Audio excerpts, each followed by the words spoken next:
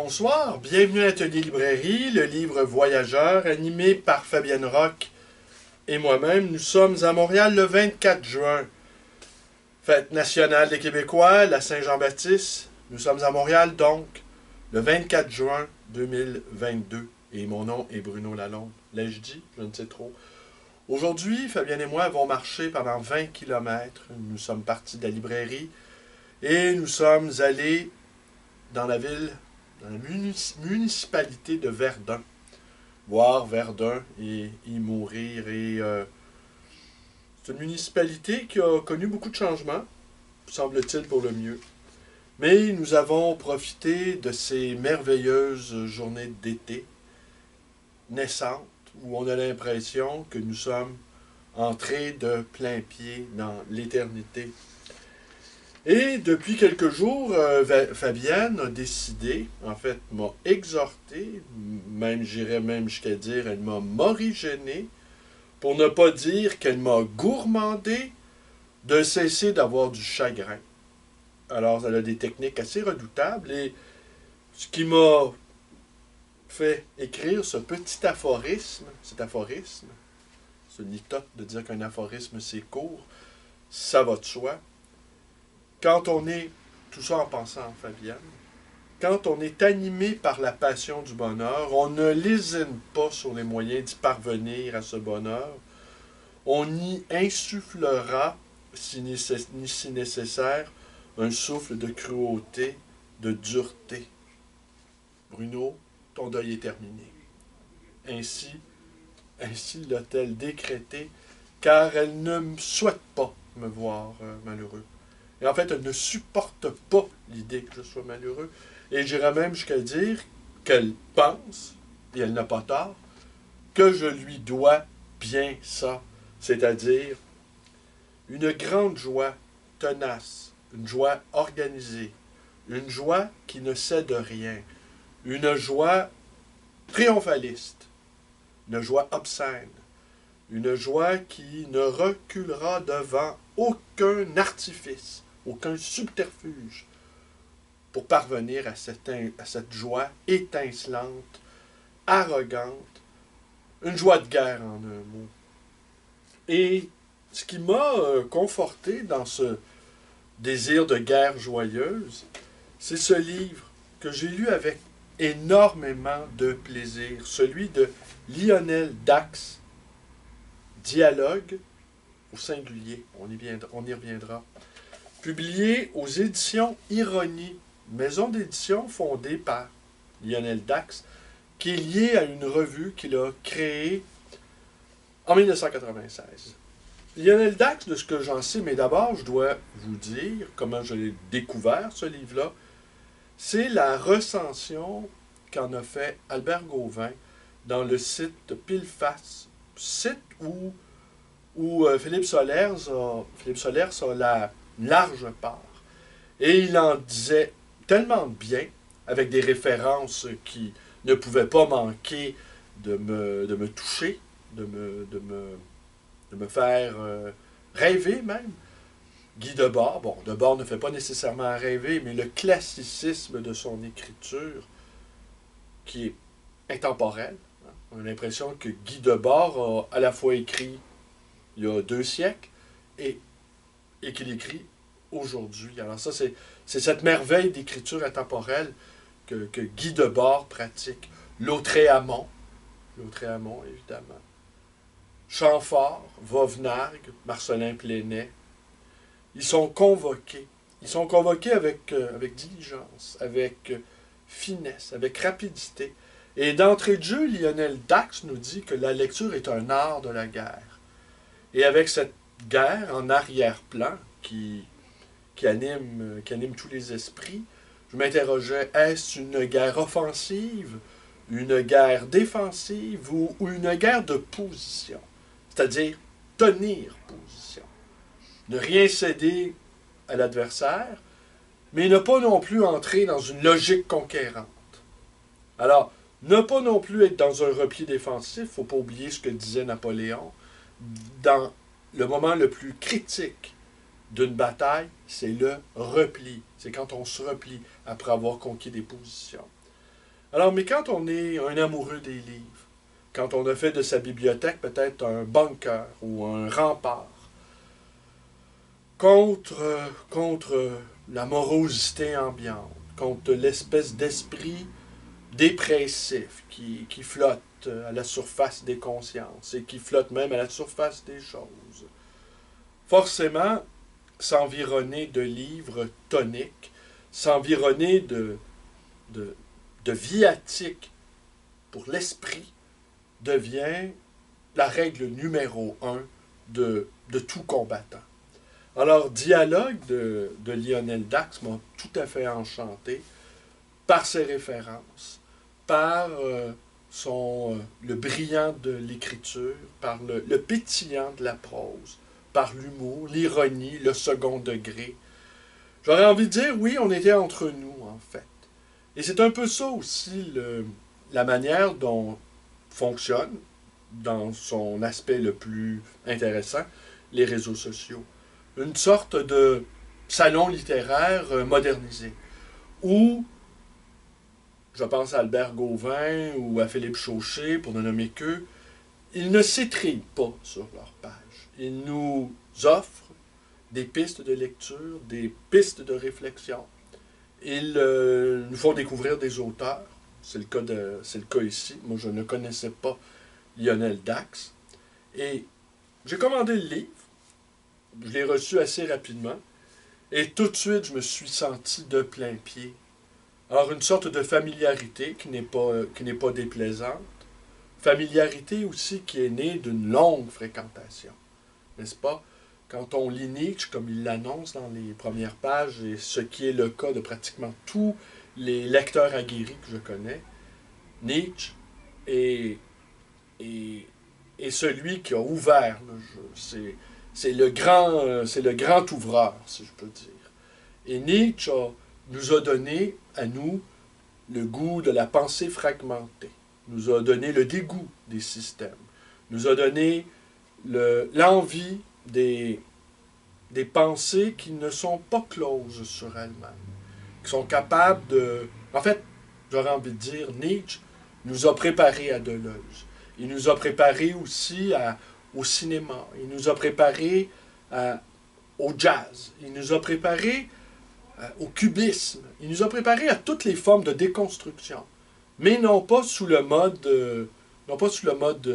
politique, mais sous le mode artistique. On aime comprendre les choses, on aime les démonter.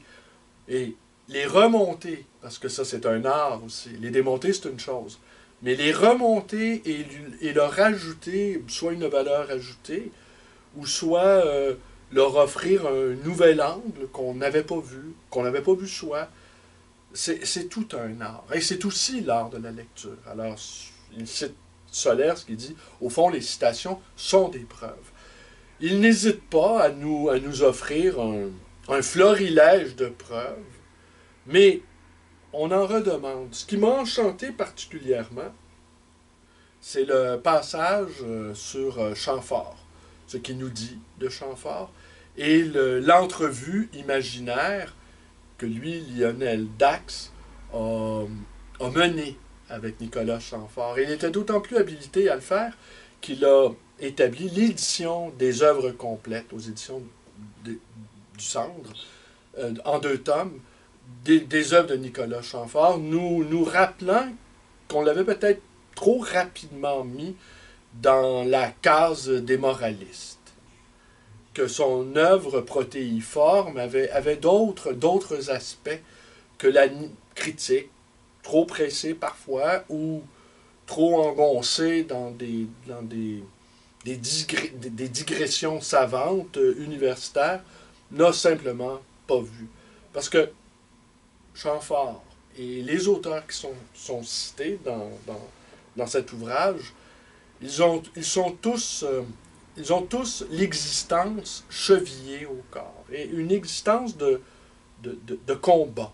Une existence aussi où la joie, justement, a sa large part, où la désinvolture, où l'humour, où le second degré, cette chose qui est en voie de disparition, visiblement, ou même si on tente de remettre certains textes dans leur contexte, même les efforts faits pour recontextualiser sont épuisants. Et on ne devrait même pas, au fond, j'aurais envie de dire, on n'aurait même pas besoin de faire cela. C'est le second degré et la recontextualisation devrait être un mécanisme naturel acquis quand on a suffisamment d'expérience dans la lecture. C'est évident, il y a toujours une reconstruction. Et ça, on le fait, mais d'être capable de le faire sans que quelqu'un d'autre doive nous l'expliquer. Alors ça, d'être capable de se débrouiller tout seul lorsqu'on est mis en présence d'un livre, qu'on n'a pas besoin d'intercesseur. Alors, je n'ai pas vu l'ouvrage de Lionel Dax comme un livre d'intercesseur. Je l'ai vu comme un livre qu'on s'offre, pardonnez-moi le terme, entre initiés. Entre, j'irai pas dire gens du monde, j'irai pas non plus dire entre aristocrates, mais qu'on s'offre entre l'entre-soi.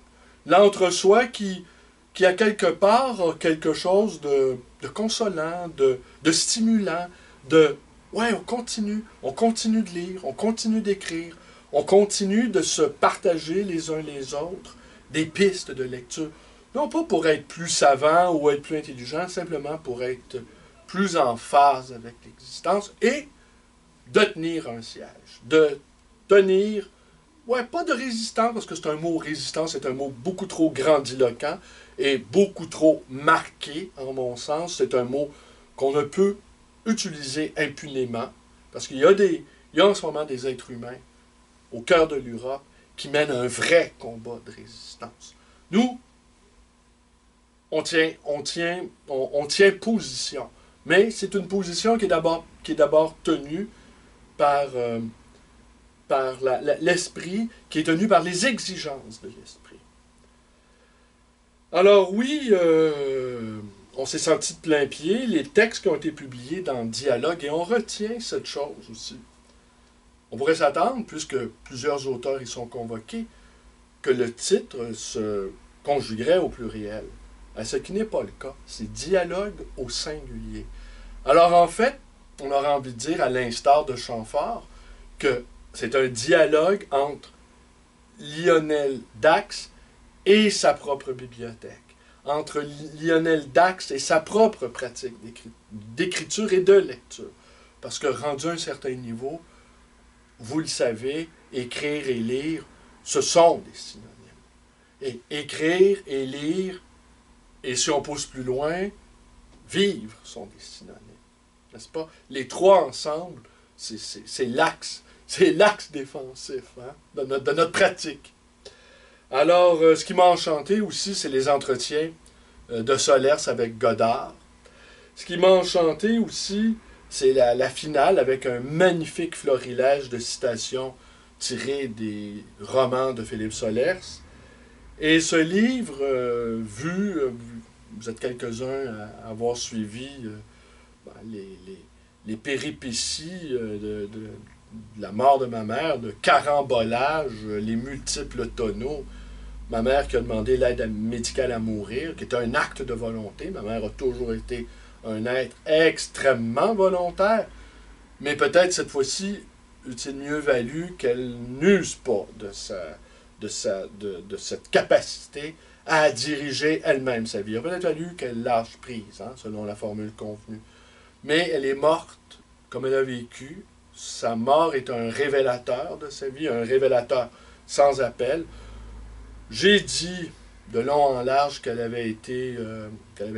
été mon chagrin devant cette épreuve, mais épreuve que ma compagne, Fabienne, souhaite le plus court possible, car elle juge que nous nous devons mutuellement un bonheur chèrement acquis au fil d'expériences parfois douloureuses que nous avons connues au cours de notre vie. Et donc, il y a aussi le dégât d'eau, où j'ai perdu les œuvres complètes de Foucault. Ça reste quand même assez intéressant comme truc. Et Foucault lui-même, qui le Foucault dernière manière, retournait au latin c'est-à-dire comment vivre au fond. Foucault commençait à se poser la question après avoir décrit les phénomènes de surveillance, comment se mettait en place une société de surveillance généralisée même, et comment le désir d'emprisonnement, comment le fonctionnement des prisons, tout à coup, sans doute, sentait-il le besoin de s'évader lui-même de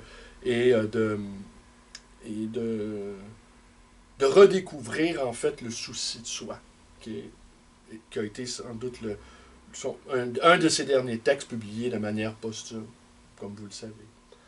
Alors évidemment, ce petit dégât d'eau m'a amusé, en fait, faut bien le dire. J'ai trouvé ça assez rigolo. Par contre, j'ai passé 3 jours dans les catacombes, et ce soir, Fabienne m'a dit « J'espère que tu ne vas pas retourner dans les catacombes. » Et je lui dis non, je vais simplement... aujourd'hui, je n'ai pas travaillé. Les lumières de la librairie sont restées éteintes. Je les ai rouverts le temps de faire cette vidéo. Et lorsque cette vidéo sera terminée, dans environ 30 secondes, je vais les refermer et je vais aller dormir, car demain, le boulot reprend. Mais est-ce du boulot? Hein, vous le savez, je suis un ex-libraire. Je suis simplement un lecteur qui se donne les moyens de pouvoir lire tout son sou, le moyen de pouvoir inviter des personnages réels, vous, les clients qui entrez dans ma librairie, qui devenez partie intégrante du récit de mes lectures. Alors, vous n'êtes pas que des satellites, là. Vous êtes partie intégrante, vous devenez des personnages principaux des lectures que je fais dans ce lieu qu'est l'atelier librairie. Et un bonheur que j'ai supplémentaire aussi, parce qu'il nous dit, Lionel Dax, nous parle de la biographie qui a été consacrée à Nicolas Chamfort, biographie par Claude Arnaud. Et je vous dirais que j'ai trouvé dans la section biographie et études littéraires, et aussi étrange que cela puisse peut-être vous sembler, rien ne me rend plus heureux que de retrouver dans ma propre librairie un ouvrage que j'ai envie de lire. Alors, hier matin, quand j'ai constaté que Chamfort, la biographie de Claude Arnaud, était sur les rayonnages, ben, j'en ai éprouvé un très vif plaisir. Et sans doute, je l'ai lu, moi, Chamfort, suite à Nietzsche, entre autres, suite à Camus, suite à beaucoup d'autres qui ont... C'est un personnage énigmatique, hein, qui a eu une vie trop courte, qui a connu à la fois l'aristocratie, à la fois la Révolution, qui est mort dans des circonstances assez inimaginables, hein, et qui était un esprit guilleret, un esprit facétieux, un esprit frondeur, moqueur, ironique.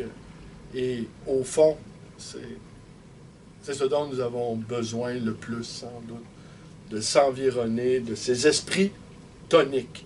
Alors voilà, Lionel Dax, publié aux éditions Ironie, au titre de maison d'édition très bien choisi. Je vous remercie d'être avec moi, portez-vous bien et à demain.